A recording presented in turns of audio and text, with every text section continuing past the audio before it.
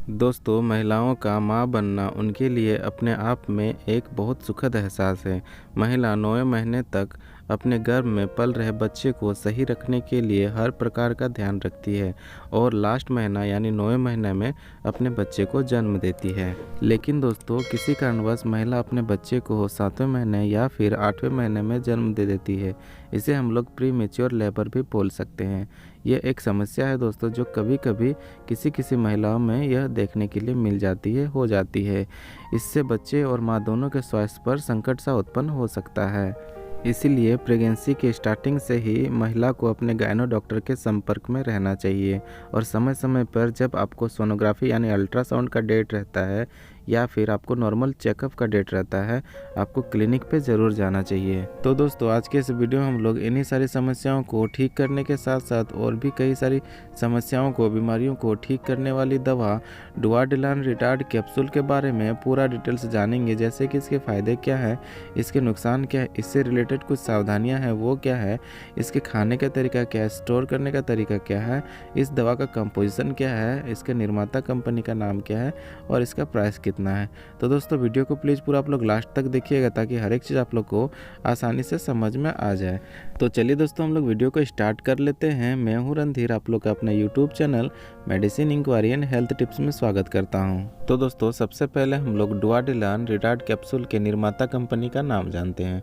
तो इसको Abbott India limited company द्वारा बनाया जाता है और इस कैप्सूल के कंपोजिशन है आइसोक्सुप्रिन कैप्सूल सनसेन रिलीज। दोस्तों, डुआडिलान कैप्सूल 10 mg, 20 mg और 40 mg के रूप में मिलती है। साथ ही डुआडिलान कैप्सूल के रूप में उपलब्ध है, टैबलेट के रूप में उपलब्ध है और इंजेक्शन के रूप में भी आता है। लेकिन आज हम लोग डुआडिलान 40 mg कैप्सूल के बारे में जानेंगे। दोस्तों, डुआडिलान 40 mg कैप्सूल एक वेसिडोलिटर और गर्भाशय रिलैक्सेंट कैप्सूल है। तो चलिए अब हम लोग इस कैप्सूल के यूजेस के बारे में जानते हैं कि डॉक्टर किन किन समस्याओं को ठीक करने के लिए, कंट्रोल करने के लिए या फिर रोकथाम करने के लिए इस कैप्सूल को प्रोवाइड करते हैं।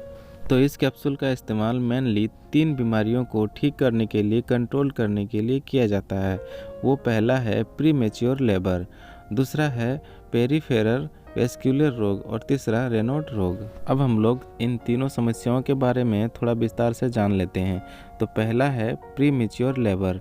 दोस्तों, प्री मैच्योर लेबर प्रेग्नेंट महिलाओं में ये समस्या देखने के लिए मिलती है और ये कैप्सूल उस समस्याओं को कंट्रोल करने के लिए दिया जाता है। दोस्तों, प्री मैच्योर लेबर का मतलब है कि जब डॉक्टर को ये समझ में आता है कि बच्चे का जन्म 9वें महीने से पहले हो सकता है और इसमें रिस्क की संभावना है, तब डॉक्टर इस कैप्सूल को लेने के लिए बोलते हैं। और दोस्तों, ये 4थे महीने की प्रेगनेंसी के बाद ही सोनोग्राफी जाँच में पता चल जाता है।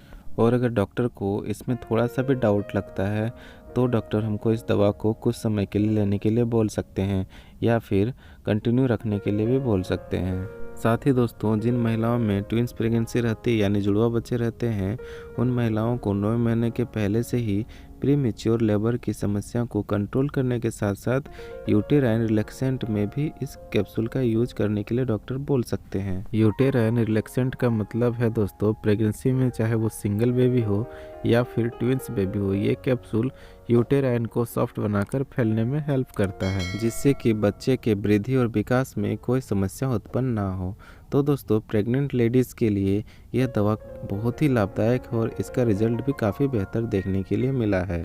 अब हम लोग इसके दूसरे पॉइंट पेरिफेरल वेस्कुलर रोग के बारे में जानते हैं। दोस्तों, इस बीमारी में किसी कारणवश बॉडी के पार्ट यानी हाथ में, पैर में या फिर ब्रेन में या फिर कोई दूसरे पार्ट्स में ब्लड का फ्लो कम हो जाता है, धीमा हो जाता है या फिर रुक जाता है। तो उस ब्लड के संचार को सही करने के लिए, ब्लड के फ्लो को सही करने के लिए डॉक्टर के द्वारा इस कैप्सूल को प्रिस्क्राइब किया जाता है। ज़्यादातर ये समस्या दोस्तों लगातार स्मोकिंग करने से, कोलेस्ट्रॉल का लेवल बिगड़ने से या फिर वजन बढ़ने से होती है।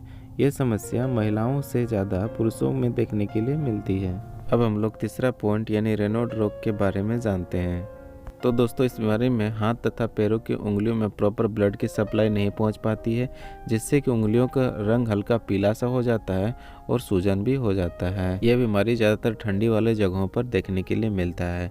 तो इस बीमारी को भी ठीक करने के लिए इस कैप्सूल को डॉक्टर द्वारा प्रिस्क्राइब किया जाता है। तो दोस्तों ये डुआडिलान 40 mg कैप्सूल के यूजेस थे। जैसे हर एक कैप्सूल के कुछ न कुछ साइड इफ़ेक्ट होते हैं, इसके भी कुछ साइड इफ़ेक्ट है। वो क्या क्या है चलिए हम लोग जानते हैं। तो इसके साइड इफ़ेक्ट हैं चक्कर आना, पेट दर्द होना, घबराहट होना, कमजोरी लगना, मतली होना और उल्टी होना। ये इसके साइड इफ़ेक्ट कुछ दोस्तों रेयर हैं, जल्दी होते नहीं हैं। होने से और हालत अगर बिगड़ जाती है तो अपने डॉक्टर से कंसल्ट करें। और दोस्तों मैं एक बात बता देना चाहता हूँ कि इस कैप्सूल का यूज़ अपने डॉक्टर के सलाह के अनुसार ही करें। खुद से इस कैप्सूल का यूज़ बिल्कुल भी ना करें। अब हम लोग इस कैप्सूल से जुड़ी कुछ सावधानियों के बारे में जानते हैं। जैसे जिनको बीपी का प्रॉब्लम है, डायबिटीज़ का प्रॉब्लम है, या फिर किसी टाइप का एलर्जी का प्रॉब्लम है, या फिर जैसे किसी व्यक्ति को चोट लग जाता है या फिर कट हो जाता है शरीर में, तो उसमें ब्लड पतला रहने से ब्लड का फ्लो बहुत तेज़ रहता है, वैसे पेशेंट को इस कैप्सूल का यूज़ करने से पहले अपने डॉक्टर को सारी बातें बतानी चाहिए।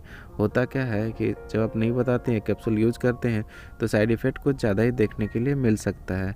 इसलिए डॉक्टर से सारी बातें ज़रूर शेयर करनी चाहिए।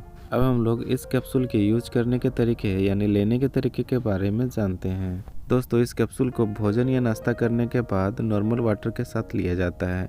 इसे आप खाली पेट या फिर अल्कोहल के साथ बिल्कुल भी ना लें। दोस्तों वो भी ये एक टाइम लेना है या फिर 2 टाइम लेना है, ये आपके केस पे डिपेंड करता है, ये आपको डॉक्टर ही बता सकते हैं। लेकिन जनरली इस कैप्सूल को सुबह और शाम दोनों टाइम लिया जाता है।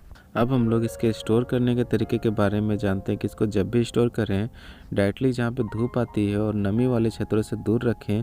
इसको रूम टेम्परेचर पे ही रखें और घर के पालतू जानवरों और बच्चों से भी इस कैप्सूल को दूर रखें। और अब हम लोग डुआलिना रिटार्ड 40 mg कैप्सूल के प्राइस के बारे में जानते हैं। तो इसका प्राइस 129 रुपये 51 पैसा पर 10 टेबलेट है, यानी एक स्ट्रिप में 10 टेबलेट आते हैं। ये कैप्सूल आपके अपने नज़दीकी मेडिकल स्टोर फार्मेसी में मिल जाएगी।